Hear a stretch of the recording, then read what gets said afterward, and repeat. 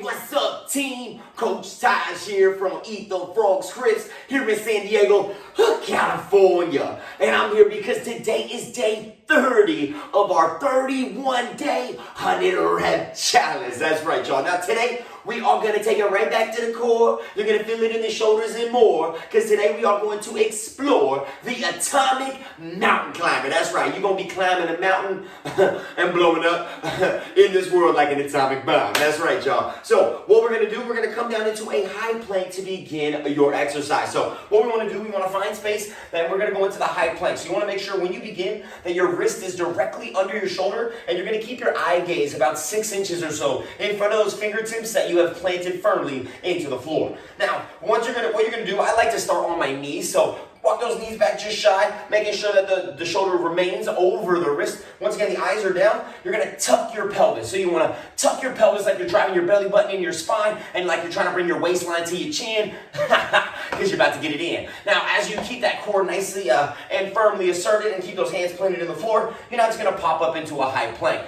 Now, with the high plank, you want to have your feet about hip width or wider. So I go about the width of the yoga mat. Once again, we're going to keep our eyes down. Now from here, you're going to drive your knee to the opposite elbow and then return.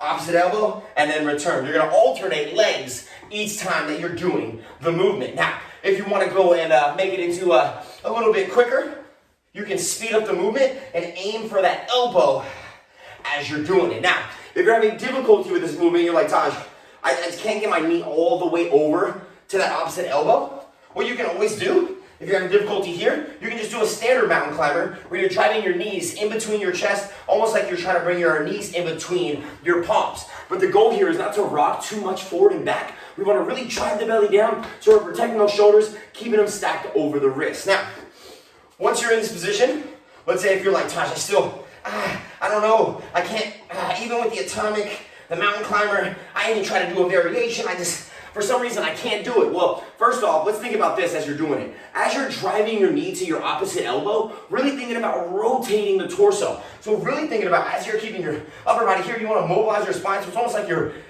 driving your knee literally over.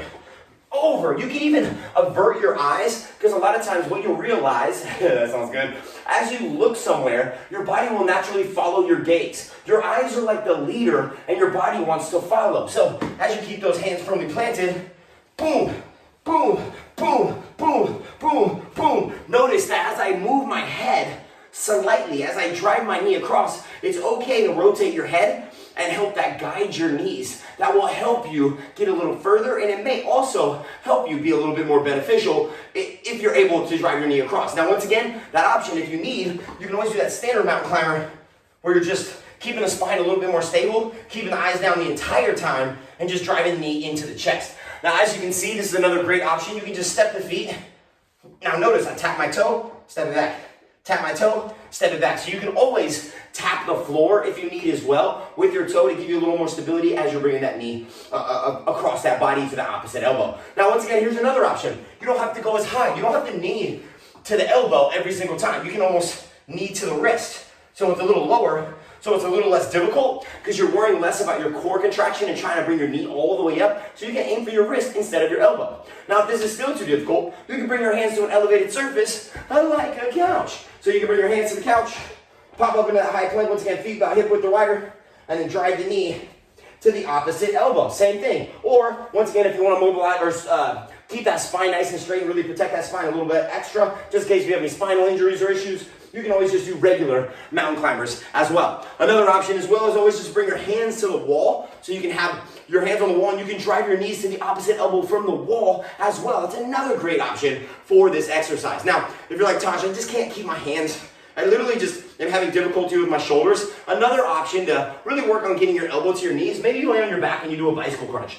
That's another great variation. That is a completely different exercise, but the good news is you'll still work on the core, you'll still get the obliques, you'll get those intercostal muscles, which are the muscles in between your ribs. So that's another great variation. You're going to drive your belly into the ground, flip that pelvis like I mentioned earlier. Then you're going to extend your legs out.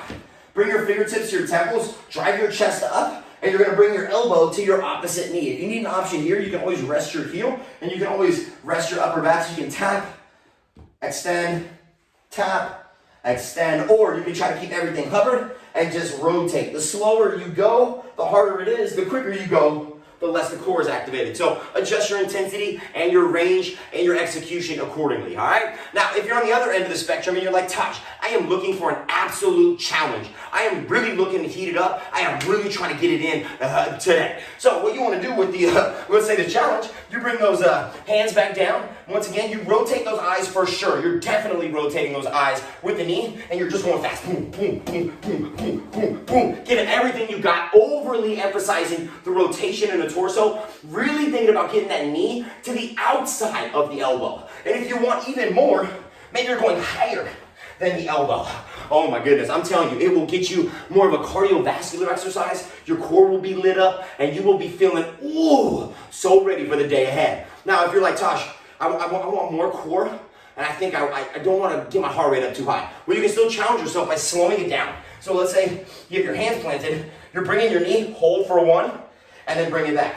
You can even go hold, lower it to the wrist, bring it back up to the elbow, and then return. Hold, lower, up, back. What that's going to do is that it's shifting your knee from a high to low to a high and then return. That's keeping you in a condensed state with your core. And the shifting of the knee is now asking your body to condense, hold, and activate for a longer period of time, which makes this much more difficult. Not everything in life needs to go fast. I'm telling you, even to make it more challenging or to get more benefits out of it, you don't have to just balls to the wall, just go cray-cray every single time that you're doing something. You can always calm it down and just focus more on the time under tension, on the squeeze of the abdominal cavity, and as you're doing these exercises. Now, if you want to bring your feet to an elevated surface, which is the opposite of that option, you can bring your feet up, boom, boom, boom, boom. And now what that's doing is that's really telling your shoulders, hey, I need you to stabilize. I'm about to mobilize through my spine, and I'm prioritizing this abdominal work that we got going on. Now, make sure when you're doing this, remember the challenge, you can really rotate the head. Make sure your neck is safe, and you want to start with your eyes down out in front of your fingertips like I previously mentioned, and you're going to once again rotate. But notice I'm looking the direction I'm going because that is amplifying the rotation throughout the torso. I'm telling you, any of these variations, they're all going to be beneficial no matter what your level of fitness is. You can always slow it down, try to maintain the squeeze, and really dive deep into that burn feeling, but make sure it is a safe space. You want to protect your spine, you want to protect your neck, you want to protect all your surrounding muscle groups and all your joints and just your back in general. Just make sure that you're listening to your body. So once again, regular atomic mountain climber, wrists under shoulders, step the feet back, tuck the pelvis, driving the knee to the opposite elbow. Keeping the eyes neutral for that regular variation. You can go super fast, or you can just slow it down. If you need an option, you can always just tap the toe as you go. So tap the toe. Tap the toe. You can even rest the hand there or rest the foot there for a quick second if you need that breather. You can also aim for lower than the elbow. So you can aim for something like the wrist. So going a little lower so you don't have to use the abs to pick up that knee so high. So it won't be so difficult. That's Spanish, y'all. Now, if you're in a position where you're like, Taj, I can't stay on the ground, well, you can always bring, once again, those hands to an elevated surface like a couch, like a coffee table. You can go slow. You can go fast. You can also bring your hands up to a wall and just focus on that crossbody drive. You can also lay on your back if you want to completely take your arms out of the exercise. And you can lay down, drop the belly down, bring the upper back up, and keep the fingertips just tapping the temples. Really open up the elbows, and you can work on that bicycle crunch. And you can also, once again, rest your heel. You can even rest your upper back. In between, anything in between there that you can do for an option. Now, if you're on the other end of the spectrum and you're like, Tosh, I'm trying to crank it up, I'm trying to turn it up, I'm trying to burn it up. Well, guess what? Here's your challenge. Wrists under shoulders. You're gonna plant those feet once again, tuck your pelvis, boom, boom. Eyes are now moving with the knees because it's mobilizing the spine and it's really getting a more greater, intense rotation of the knee, which is activating more of the torso, the entirety of the torso, not just the middle portion of your abs, but also your obliques and your intercostal muscles that are in between those ribs. Now, if you want to take it to the other end of the spectrum, you can slow it down and focus on where that knee is driving. So, wrists under shoulders, drive it to the knee, hold it. You can even lower, raise, return. Drive, lower, raise, return. Also, if you're like, Taj, I need more, necesito más, you can do the same thing and either go fast, go slow from an elevated surface. You can even go here, here, here, and then back, whatever you prefer. But once again, make sure that if when you start to just at least to begin, that your eyes are straight down. If you're going with more of a challenge and you feel like you have that mobility and fluidity through your spine, you can always have your eyes move with your legs, but just make sure you're listening to your body. You're staying safe, you're staying comfortable, well, getting uncomfortable, comfortably uncomfortable, and you're having a great time as you're busting down these 100 atomic mountain climbers, all right?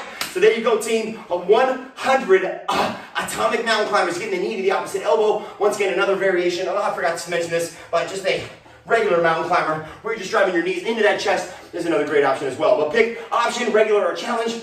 Any of the variations, you can also mix them. It is day 30. We are one day after today away from being done with this whole 31-day challenge. You are crushing it. Keep it up. I'm going to do my 100 reps. You will get yours. Let's get it, team.